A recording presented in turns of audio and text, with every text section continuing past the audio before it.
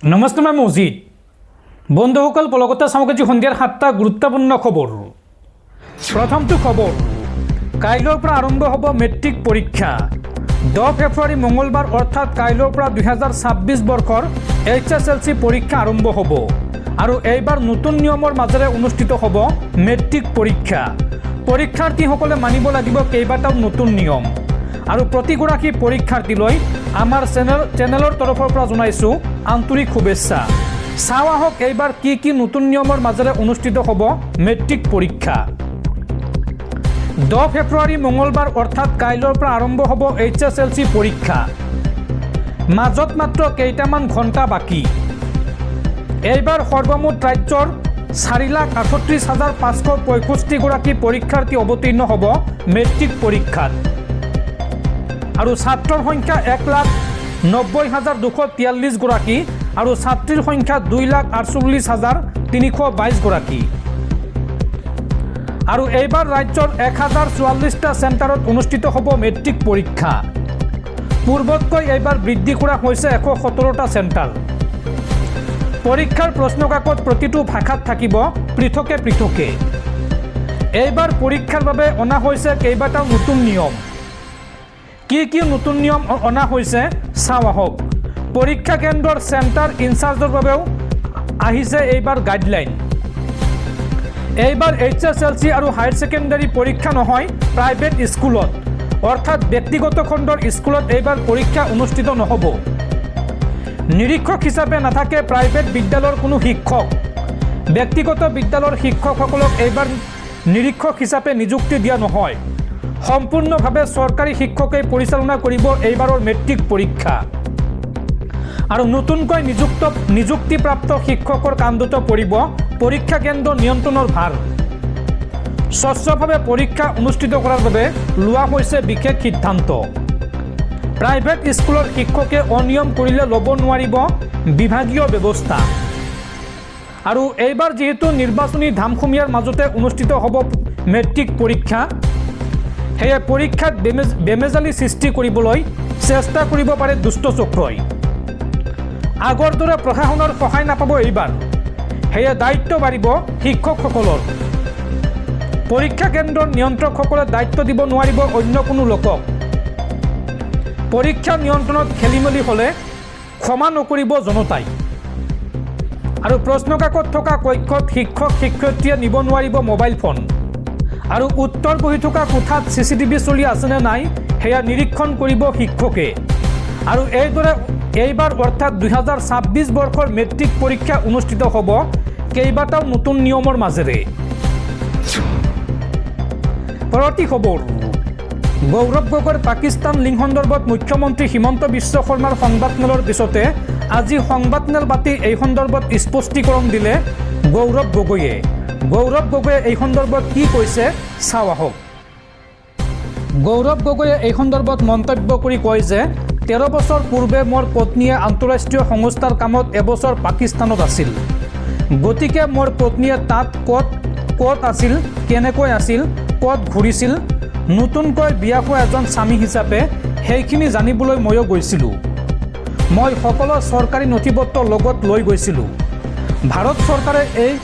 ভাৰত চৰকাৰে এইবোৰ সকলো কথা জানে। আইনী প্ৰক্ৰিয়া সম্পূৰ্ণ নোহোৱাকৈ কোনেও পাকিস্তানলৈ যাব নোৱাৰে। এইখিনি কথা মই আগতেও কৈছোঁ। নতুনকৈ বিয়া হোৱা পত্নীক অকলে যাবলৈ নিদি লগত যোৱা কথাটোৱেই ধুৰন্ধৰৰ কাহিনী বনাই দিলে মুখ্যমন্ত্ৰীয়ে। গৌৰৱ গগৈৰ পাকিস্তান লিংক সন্দৰ্ভত সংবাদমেলত এই মন্তব্য কৰে গৌৰৱ গগৈয়ে। গৌৰৱ গগৈয়ে একেখন সংবাদমেলত লগতে কয় যে মুখ্যমন্ত্ৰী হিমন্ত বিশ্ব শৰ্মা 10 বাৰ বাংলাদেশলৈ গৈছিল। কিয় 10 বাৰ বাংলাদেশলৈ গৈছিল মুখ্যমন্ত্ৰীয়েও এইটো কৈ দিয়ক, তেওঁ বাংলাদেশলৈ বাৰে বাৰে কিয় গৈ থাকে। বাংলাদেশৰ মৌলবীৰ সৈতে মুখ্যমন্ত্ৰীৰ ফটো দেখুৱাই এই প্ৰশ্ন গৌৰৱ গগৈৰ। পৰৱৰ্তী খবৰ, 10 ফেব্ৰুৱাৰী অৰ্থাৎ কাইলৈ প্ৰকাশ পাব চূড়ান্ত ভোটাৰ তালিকা। ভোটাৰ তালিকাৰ পৰা আপোনাৰো নাম কৰ্তন হৈছে নেকি? ভোটাৰ তালিকাৰ পৰা নাম কৰ্তন হ'লে আপুনি কি কৰিব? এই সন্দৰ্ভত নিৰ্বাচন আয়োগে মুকলি কৰিলে ফোন নম্বৰ। মাজত মাত্ৰ কেইটামান ঘণ্টা বাকী। ভোটাৰ তালিকাত আপোনাৰ নাম আছেনে নাই? আপোনাৰ বাবে আছে ডাঙৰ খবৰ। যদিহে আপুনি এগৰাকী ভোটাৰ লিষ্টত যদি আপোনাৰ নাম আছে তেন্তে এই খবৰটো আপোনাৰ বাবে অত্যন্ত জৰুৰী। 10 ফেব্ৰুৱাৰী অৰ্থাৎ মঙলবাৰে কাইলৈ প্ৰকাশ পাব চূড়ান্ত ভোটাৰ তালিকা।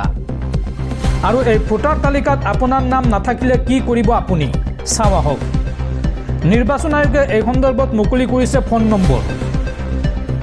বিভিন্ন ভোটাৰৰ নাম কৰ্তনৰ বাবে প্ৰাপ্ত প্ৰপত্ৰ নং 7 সন্দৰ্ভত শুনানি গ্ৰহণৰ অন্তিম দিন আৰু আবেদনসমূহৰ গ্ৰহণযোগ্যতাৰ সন্দৰ্ভত পৰীক্ষা নিৰীক্ষা কৰিহে কৰ্তন কৰা হ'ব ভোটাৰৰ নাম। আজি আছিল এই শুনানি গ্ৰহণৰ অন্তিম দিন আৰু যিসকল লোকে অবজেকশ্যন কৰিছে বা এই আবেদনসমূহৰ গ্ৰহণযোগ্যতাৰ সন্দৰ্ভত পৰীক্ষা নিৰীক্ষা কৰিহে কৰ্তন কৰা হ'ব ভোটাৰৰ নাম, এই কথা জনাইছে নিৰ্বাচনী আয়োগে। আৰু ভোটাৰ তালিকাত নিজৰ নাম নাথাকিলে ততালিকে নিৰ্বাচনী বিষয়াৰ কাৰ্যালয়ৰ সৈতে যোগাযোগ কৰক। আপুনি যিকোনো সমস্যাৰ বাবে আপুনি ফোন কৰিব পাৰে 1950 এই নম্বৰত। ভাৰতীয় নিৰ্বাচন আয়োগে মুকলি কৰিছে এই হেল্পলাইন নম্বৰ। আৰু নিৰ্বাচন আয়োগৰ ৱেবছাইটত গৈ আপুনি চাব পাৰিব খচৰা ভোটাৰ তালিকা। https://voters.eci.gov.in এই ৱেবছাইটত গৈ আপোনালোকে চাব পাৰিব ভোটাৰ তালিকা।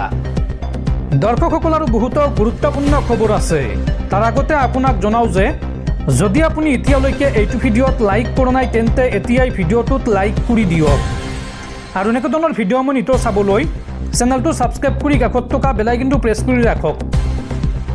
পৰৱৰ্তী খবৰ, সমাগত 2026 বিধানসভা নিৰ্বাচন আৰু নিৰ্বাচনৰ পিছতে ৰাজ্যবাসীয়ে বিনামূলীয়াকৈ পাব সকলো ৰেচন। এতিয়া দি থকা 100 টকা দিব নালাগে ৰেচন কাৰ্ডৰ হিতাধিকাৰীয়ে। চাউলৰ লগতে চেনি, দাইল, নিমখ আৰু মিঠাতেলো লাভ কৰিব বিনামূলীয়াকৈ। এই সন্দৰ্ভত বৃহৎ ঘোষণা মুখ্যমন্ত্ৰী হিমন্ত বিশ্ব শৰ্মাৰ। ৰেচন কাৰ্ডৰ হিতাধিকাৰীসকলৰ বাবে আহি গ'ল ডাঙৰ খবৰ। নিৰ্বাচনৰ পিছতে বিনামূলীয়াকৈ পাব সকলো ৰেচন।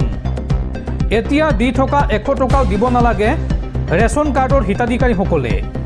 চাউলৰ লগতে চেনি, দাইল, নিমখ আৰু মিঠাতেলো বিনামূলীয়াকৈ লাভ কৰিব ৰাজ্যবাসীয়ে। এই বৃহৎ ঘোষণা মুখ্যমন্ত্ৰী হিমন্ত বিশ্ব শৰ্মাৰ। পৰৱৰ্তী খবৰ, মুখ্যমন্ত্ৰী হিমন্ত বিশ্ব শৰ্মাৰ বাবে তললৈ গৈছে বিজেপি। খুদ বিজেপি নেতাই এই কথা আলোচনা কৰিছে বাজপেয়ী ভৱনত।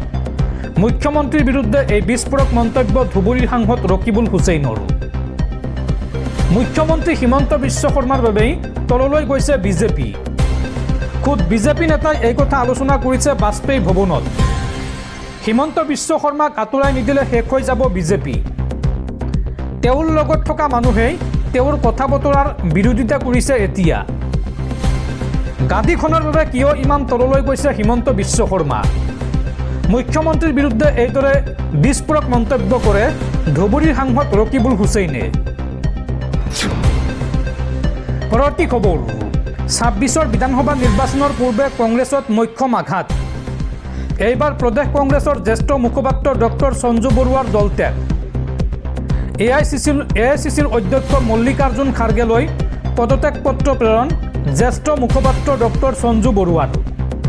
উল্লেখযোগ্য যে বিশ্বনাথ সমষ্টিৰ প্ৰাৰ্থিত্ব প্ৰত্যাশী আছিল সঞ্জু বৰুৱা। পৰৱৰ্তী খবৰ, মোৰ 5 বছৰীয়া আৰু 9 বছৰীয়া ল'ৰা ছোৱালীৰ তথ্য তেওঁ অন্যায়ভাৱে ৰাজহুৱা কৰিলে আৰু ময়ো তেওঁৰ ল'ৰা ছোৱালীৰ বহু কথা জানো। মোক মুখ খুলিবলৈ বাধ্য নকৰাব। সংবাদমেল পাতি মুখ্যমন্ত্ৰী হিমন্ত বিশ্ব শৰ্মাক এই সকিয়নি APCCৰ সভাপতি গৌৰৱ গগৈৰ। পৰৱৰ্তী খবৰ, বোমাৰে উৰুৱাই দিয়া হ'ব দিল্লীৰ 9খনকৈ বিদ্যালয়। এই বুলি ভাবুকি ভৰা ইমেইল দুৰ্বৃত্তৰ। আজি পুৱাই দিল্লীবাসীয়ে পালে এটা দুঃসংবাদ। বোমাৰে উৰুৱাই দিব ৰাজধানীখনৰ আশে পাশে থকা 9খন বিদ্যালয়। ইমেইল যোগে লাভ কৰা এই সংবাদ ৰাজহুৱা হোৱাৰ পাছৰে পৰা ভয়ত আতংকিত হৈছে সাধাৰণ জনতা। অৱশ্য এই খবৰ প্ৰেৰণ কৰা সংস্থাৰ সবিশেষ পৰিচয় এতিয়ালৈকে লাভ কৰা হোৱা নাই বুলি জানিব পৰা গৈছে। উল্লেখযোগ্য যে সোমবাৰে পুৱা 8:33 দিল্লী অগ্নি নিৰ্বাপক বাহিনীয়ে লাভ কৰিছিল এই ভাবুকি ভৰা সংবাদ।